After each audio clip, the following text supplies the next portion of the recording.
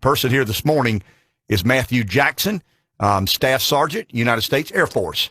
Am I right? Yes. Good morning to you. Good morning. And you're a listener. I am. That's the only reason he got chosen. I listen every morning. We make you fill out a form, and if you didn't listen, I don't care how many Purple Hearts you got. You ain't coming on this show. It does help. Good seeing you. Thank you. Tell us a little bit of you. You were in the Air Force from June 2001 to October 2007. Right. I joined, it's kind of a family history for me. My great-grandfather was in the military. My grandfather was in the military. My dad was in the military. My brother was in the military. My other brother was in the military. And so it's just kind of a family tradition for us. I went ahead and joined also. And as you can imagine, I went in June with one expectation of what the military was going to be. And then September 11th happened. I remember the day clearly. I was learning how to interview suspects for my job. I was becoming an MP, basically. And everything kind of changed from then, but it was definitely an experience. Yeah, you sign up in June of 2001 to the traditional state of affairs in the world. I mean, we knew there was terrorism, but we never dealt with it up close and personal. June, July, August, September, bam. I mean, that's a game changer in your world. But you keep doing your job because that's what you folks are required to do. Yeah, that's right. And it was honestly all I knew since I came in. I was still learning how to do my job whenever I went in there. I just thought that was kind of the normal operations.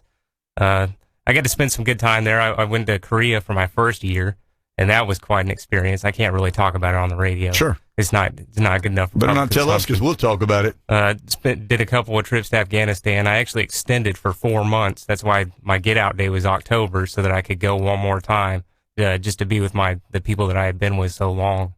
And I enjoyed it. Okay, I don't regret it. You left the military life, but you're still in public service. You're a member of the Florence City Fire Department as a captain for the past 11 years. So the transition from Air Force, military, to fire department. You always wanted to be a soldier, so to speak, or an airman. Did you always want to be a fireman? No, actually, it was kind of an oddball thing that happened to me. I was a cop in the military, so I got out and I put in for the police department, the sheriff's department, highway patrol, U.S. Marshals, all those places. And I saw that the city of Florence Fire Department was hiring. So one oddball application I put into them. They were the first people to call me back. Almost 12 years later, I'm still here.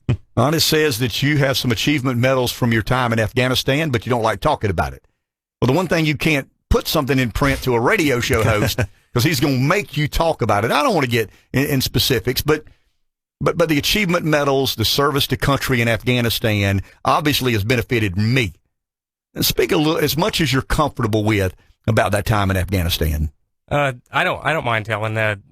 One of them that I can recall was my first time in Afghanistan. That was 2004. I was stationed in Kabul, and Bagram Air Base is the place. And I remember the night that I got one of the achievement medals for.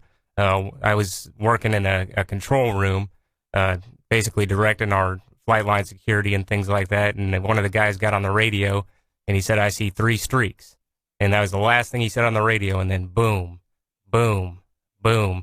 And the earth shook all around us. And at that time, we were experiencing a rocket attack. And so my job was to make sure that everybody stayed in their defensive positions and start coordinate people to get everybody else to shelter and bunkers and things like that.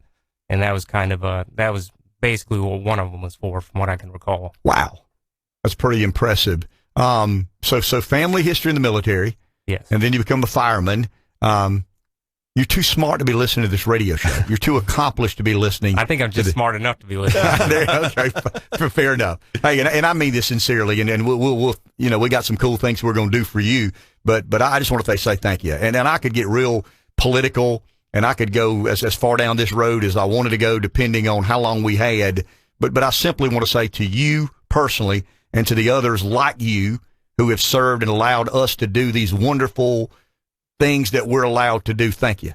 And I mean it. I mean, it's the only expression I know that is remotely appropriate to just tell these people thank you for what they've done on our behalf so we can enjoy. Look, you watch a Democrat debate and you get all concerned about where we are and what we do. And then you talk to somebody like Matthew and you realize, nah, we're going to be okay. We're going to be okay because those 10 people, yeah, they represent a certain slither of our population, but there are men and women stationed on places all around the world with one thing in mind, and that is keeping our country safe and secure. And never, ever take that for granted. Rev, we got some things we're going to do for Matthew. Yes, our title sponsors for Honor of Vet, McLaughlin Ford, Pepsi of Florence, PD Electric, Heinz Furniture of Sumter, and our supporting sponsors, FTC of Sumter and Boykin Air Conditioning Services, would like to present you with a few prizes here. And thank you for coming, by the way. And this is our small token to say thanks. Hotel Florence is providing a staycation, if you will, a night at Hotel Florence in downtown Florence, plus a dinner for two at Texas Roadhouse. We have a gift bag, courtesy of Pepsi of Florence, and we have an hour of virtual golf for you at the 19th Green Indoor Golf Center. Good deal. Thank you, my man. Thank you. Appreciate you and everybody else who has served this country in such an amazing capacity. Back in a minute.